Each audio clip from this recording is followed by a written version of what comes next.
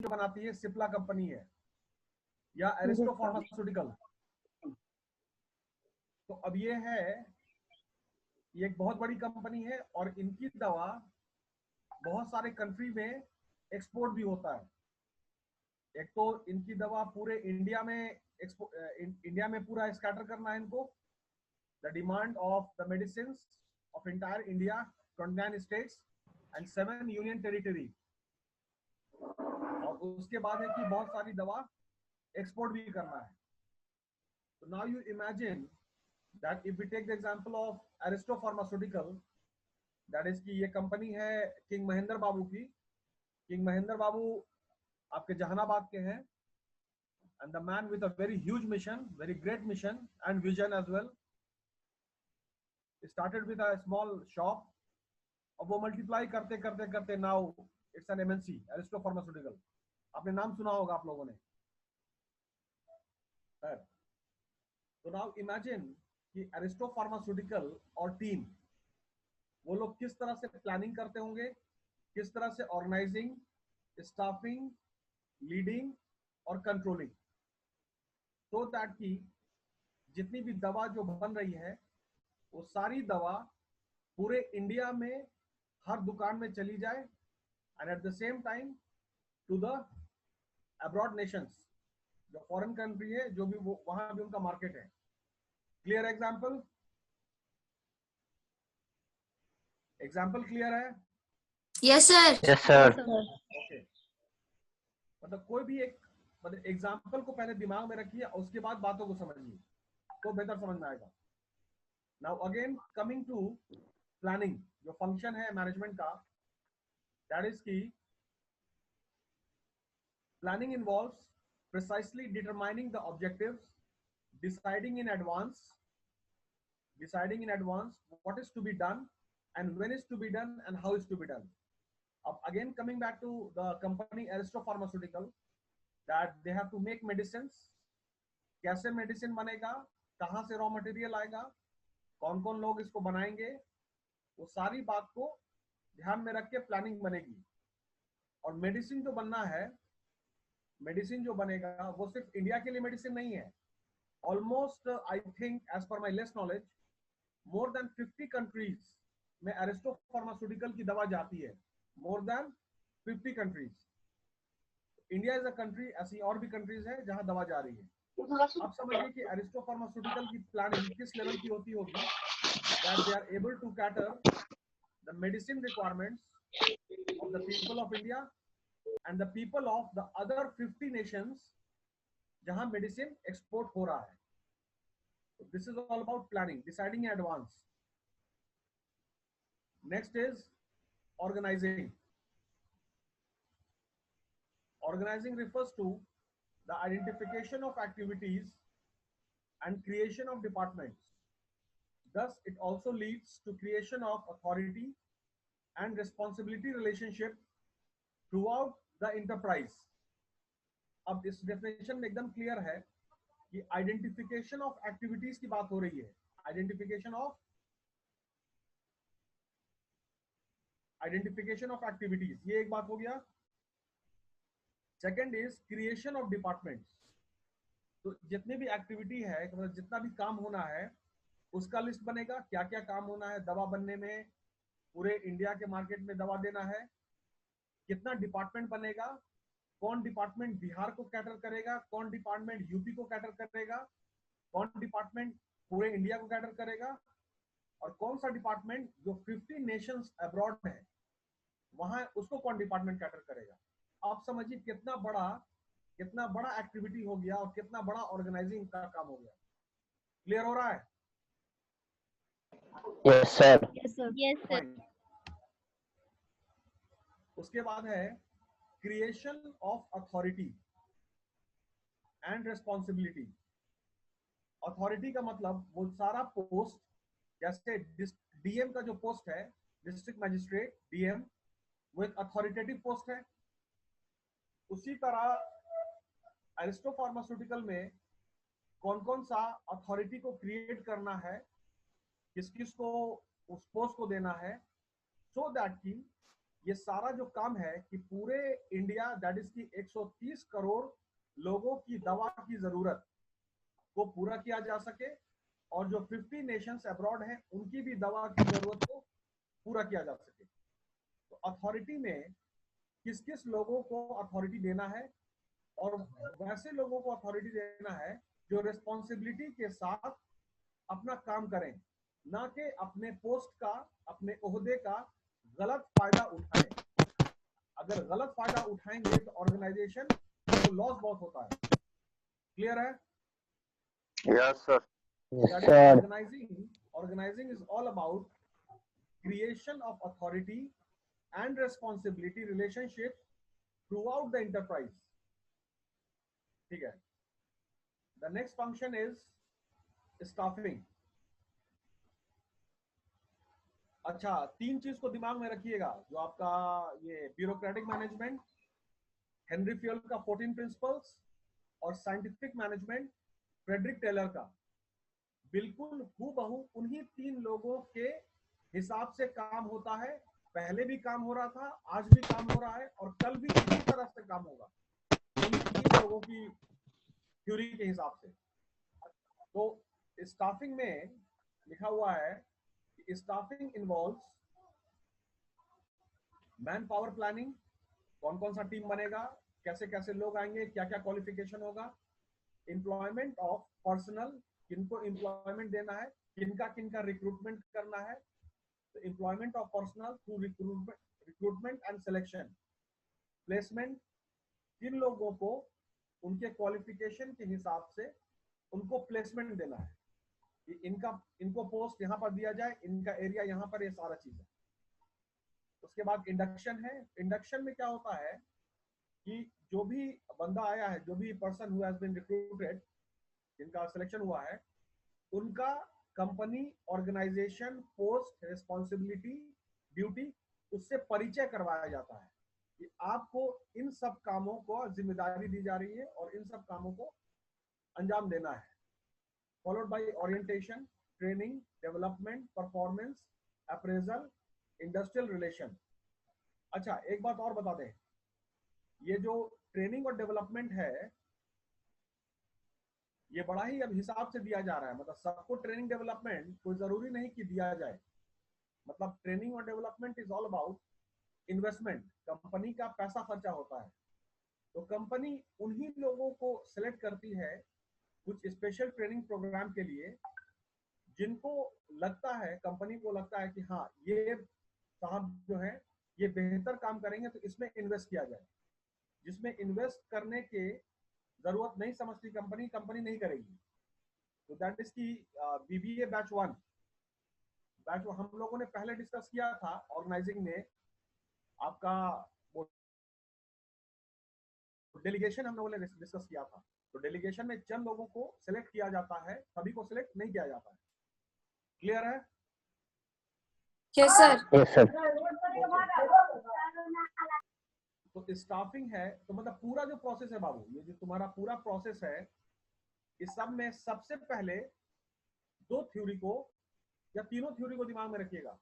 Scientific, Henry fuel 14 principles और bureaucratic management. Scientific में everything should be logical. कोई भी किसी भी काम का अगर लॉजिक नहीं है तो उस काम को नहीं कर सकते हैं। हर जो भी आप काम कर रहे हैं उसका आपको लॉजिक देना है कि आप ये काम क्यों कर रहे हैं। ऑब्जर्वेशन होना चाहिए, एक्सपेरिमेंट होना चाहिए। और ब्यूरोक्रेटिक मैनेजमेंट एकदम सिंपल है, only the technical qualified people will be given the opportunity, just know. तो उसी से आप स्टाफिंग को समझ लीजिए कि क्या क्या है आपका employment of personal through recruitment, selection, ये सब ब्यूरोक्रेटिक मैनेजमेंट ही है।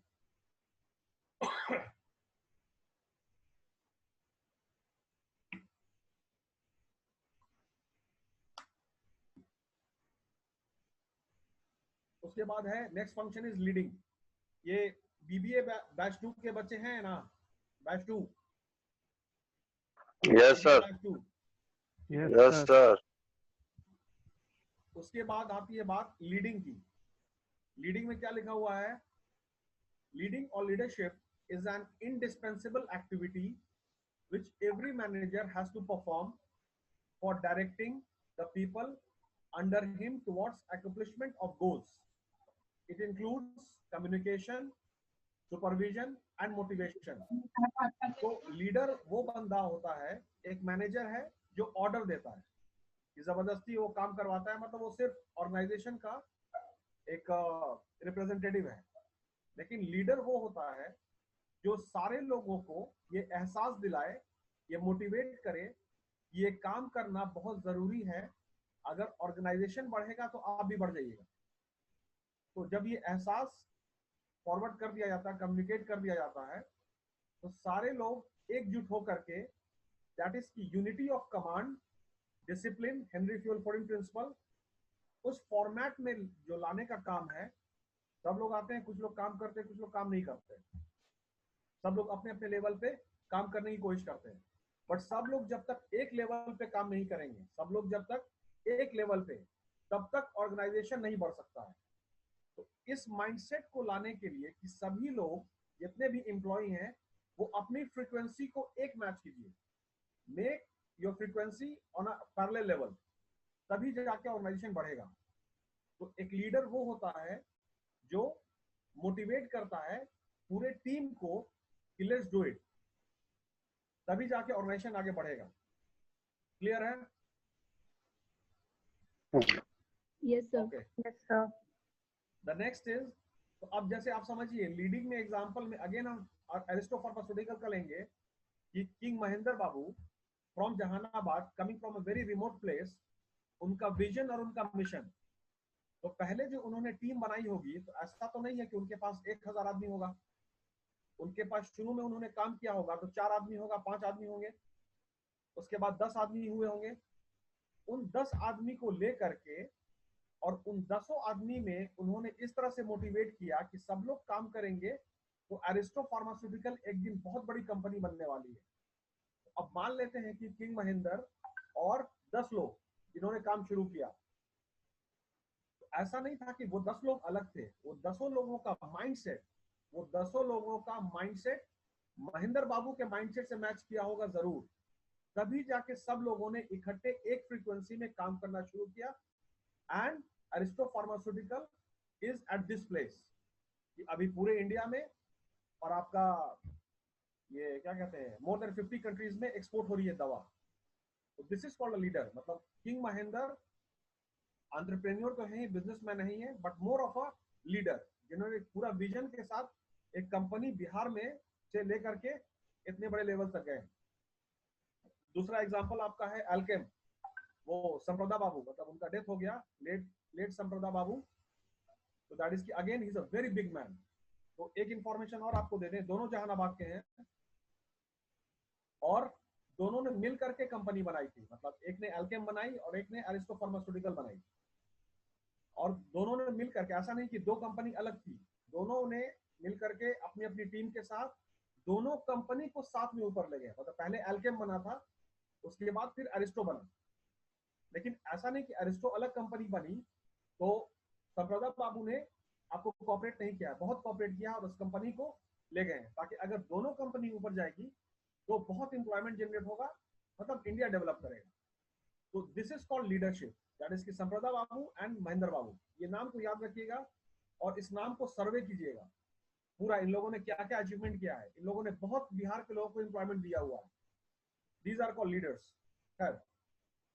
क्लियर है? Sir, second one is who? Samprada. Second one is Samprada Alkem company के मालिक है, एल्केम। okay, sir. एल्केम बहुत बड़ी कंपनी है, मतलब अरिस्टो से भी बड़ी कंपनी एल्केम है। Okay, sir. क्लियर है?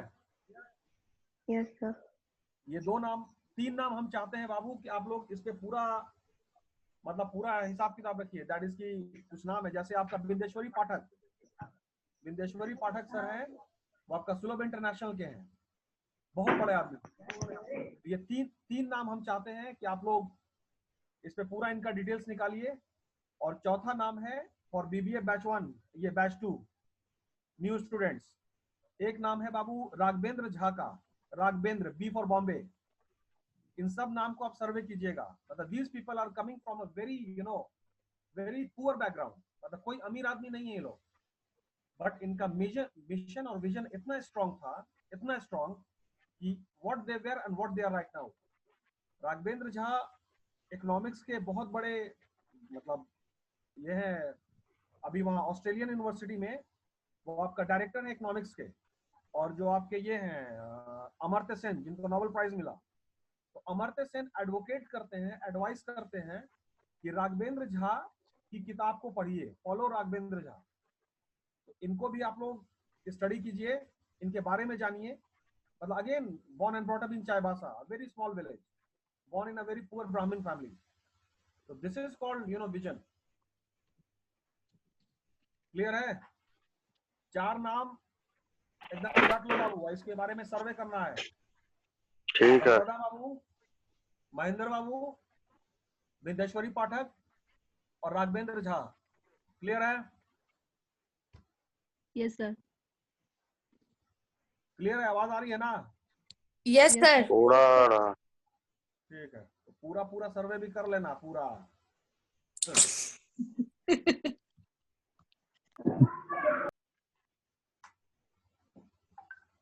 सर अब आइए कंट्रोलिंग पे।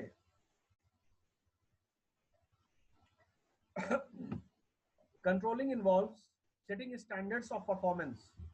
स्टैंडर्ड ऑफ परफॉर्मेंस का मतलब है कि ग्लोबलाइजेशन हो गया 1991 के बाद, अब वर्ल्ड लेवल पे जिस तरह से काम होता है, तो दैट इज की एबॉट फार्मास्यूटिकल जो यूएस की कंपनी है, तो यूनाइटेड स्टेट्स की एबॉट फार्मास्यूटिकल का प्रोडक्ट आता है, ये सब है आपका डाइजीन है, आपका पीडियाश्योर है, बच्चों का जो है इंश्योर, ये सब सारी चीज आती है। और फिर बहुत सारा मेडिकल इक्विपमेंट्स जो ऑपरेशन सर्जरी में यूज होता है वो बनाती है कंपनी। और अभी डोनाल्ड ट्रम्प साहब ने बोला है कि एबॉट फार्मास्यूटिकल कोरोना वायरस का वैक्सीन बनाने में थोड़ा कामयाब हुई है, जो भी बात है। तो दैट इज की ग्लोबल स्टैंडर्ड के हिसाब से अगर हम बात करें, तो अगर एबॉट फार्मास्यूटिकल अगर ग्लोबल प्रेजेंस कर सकती है, तो उसी विजन को लेकर के अरिस्टो फार्मास्यूटिकल ने भी काम किया। तो now you understand the standard of performance of Mahendra Babu, Aristo pharmaceutical. इन्होंने भी अपनी कंपनी को उसी लेवल पे काम करवाया है कि हम भी 50 कंट्रीज में एक्सपोर्ट करेंगे। मतलब try to understand the mindset of this people, कि इन लोगों ने सोचा कैसे।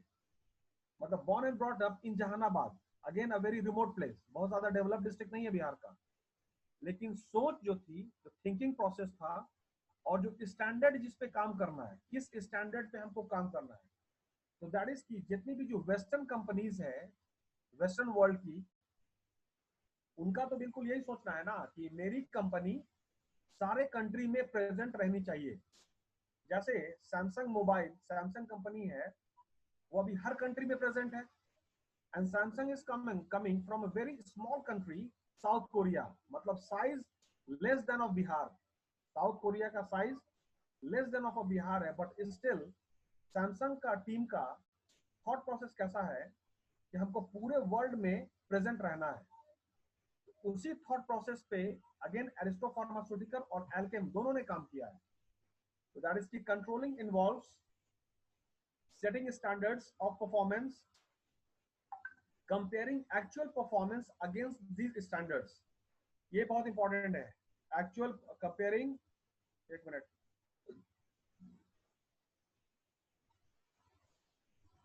Comparing actual performance against these standards. तो स्टैंडर्ड में आपका जितनी भी जो एमएनसी है, मल्टीनेशनल कंपनी, या स्टैंडर्ड में for all this BBM batch 2 boys and girls, आपका जो टॉप 500 फॉर्च्यून कंपनी है, टॉप 500 फॉर्च्यून कंपनी, उसका लिस्ट आप लोग निकाल लीजिएगा, कॉपी में लिख लीजिएगा। तो most of the top 500 Fortune company जो ग्लोबल कंपनी है, वो आती है आपका वेस्टर्न कंट्रीज से, मतलब यूएस है, यूरोप है, ऑल। इंडिया में 1 ही 2 है, फिर चाइना में है। तो उसी स्टैंडर्ड पे तो स्टैंडर्ड हो गया बाबू टॉप 500 फॉर्च्यून कंपनीज, और उसी स्टैंडर्ड को लेकर के Aristo pharmaceutical and Alkem pharmaceutical दोनों अपने परफॉर्मेंस को कंपेयर करते थे कि हम किस लेवल पर हैं। और चूंकि 500 फॉर्च्यून कंपनी दिमाग में था, वो स्टैंडर्ड था कि उसी लेवल पे काम करना है, That is why these both companies, Alkem and Aristo Pharmaceutical, are able to make their presence in more than 50 countries and in all the states of India and Union Territory. That is 29 states and 7 Union Territory. Total 36. Controlling clear हो रहा है? क्या है control? Yes, sir. आपका performance कैसा है इसकी तुलना ग्लोबल स्टैंडर्ड से करना है और उसके बाद अपने आप को इस लेवल पे ले जाना है कि हम भी 50 कंट्री में 60 कंट्री में एक्सपोर्ट करें। क्लियर हुआ? Yes, sir.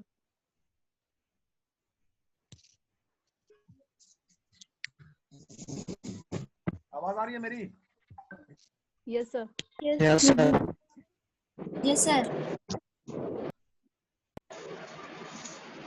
उसके बाद जो पहला फंक्शन है, the first function is planning. तो प्लानिंग का हम लोग डिस्कस कर चुके हैं। What is planning? Deciding in advance जो भी नेसेसरी चीज है। इसके कैरेक्टरिस्टिक्स में आते हैं। कैरेक्टरिस्टिक्स में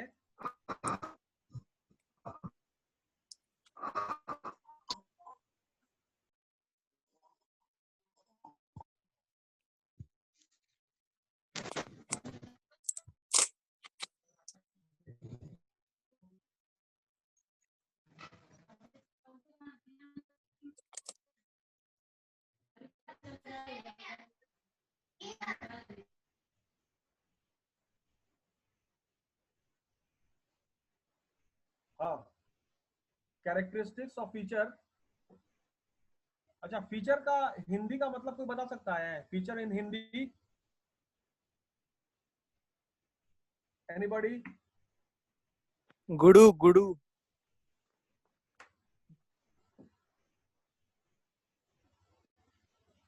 देखिए, फीचर का मतलब समझ लीजिए, विशेषता।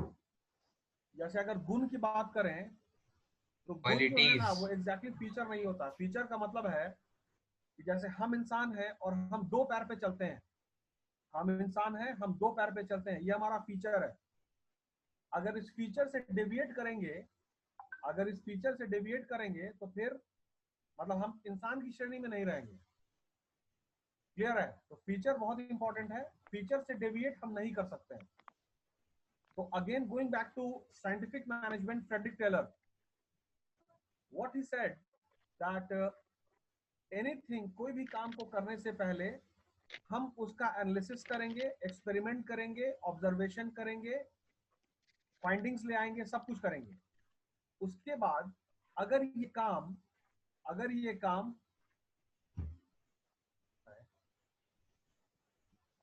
क्या है,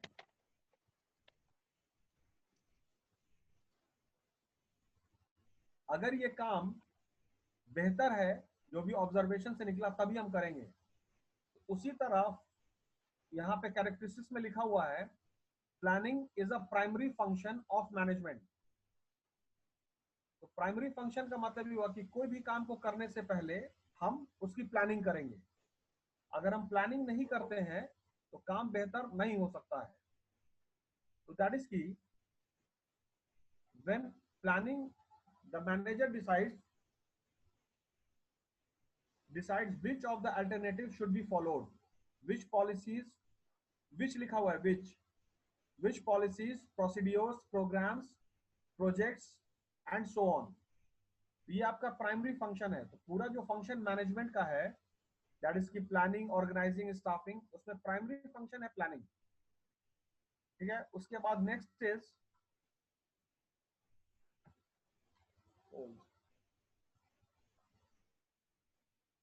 is planning is goal oriented. तो कोई भी अगर गोल है, कोई भी काम है, कोई भी मकसद है, तभी प्लानिंग होगी। मतलब बगैर मकसद के, बगैर काम के, बगैर गोल के प्लानिंग मतलब कोई बेस नहीं सकी। प्लानिंग आप किस बात का कर रहे हैं? कोई एक गोल होगा जिसको अचीव करना है। तो दैट इज की planning is aimed at defining the organizational goals and design appropriate actions in order to achieve these goals। एक गोल सेट होता है और उसके बाद प्लानिंग होगी कि कैसे इस गोल को अचीव करेंगे। तो प्लान में गोल का होना बहुत जरूरी है। अगर कोई गोल ही नहीं है तो प्लानिंग इज यूजलेस। क्लियर है? Yes, sir. Yes, sir. Yes, sir.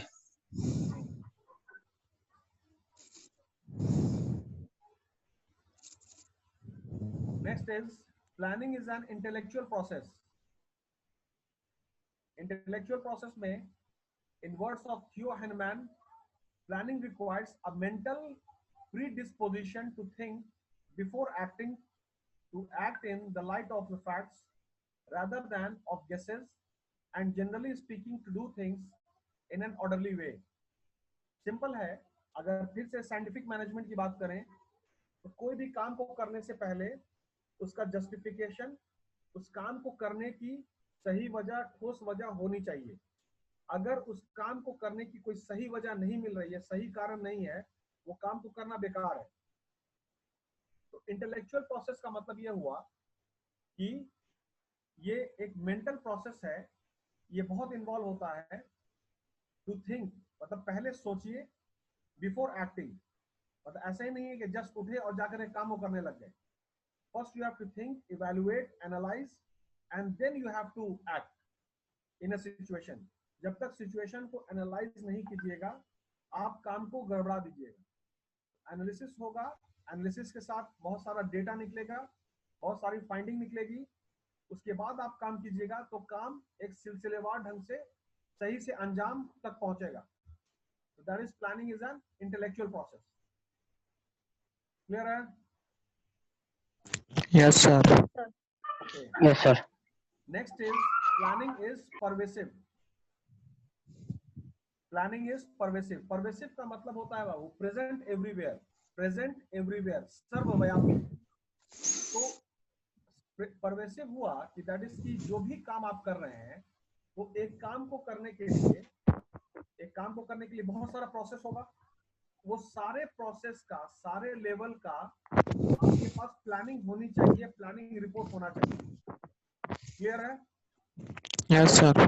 हर चीज जितना भी, मान लीजिए एक काम को करने का अगर 10 प्रोसेस है, एक काम को करने का 10 प्रोसेस है और उन 10 प्रोसेस का प्लानिंग अगर आपके पास नहीं है बाबू, प्लानिंग अगर नहीं है तो फिर जब वो काम आएगा तो आप फंस जाइएगा, गड़बड़ाइएगा। इसीलिए हर चीज का प्लानिंग होना चाहिए। That is, planning is all pervasive and it embraces all segments and levels in organization. तो सारे ऑर्गेनाइजेशन, सब डिपार्टमेंट का प्लानिंग क्लियर है? Yes, sir. Yes.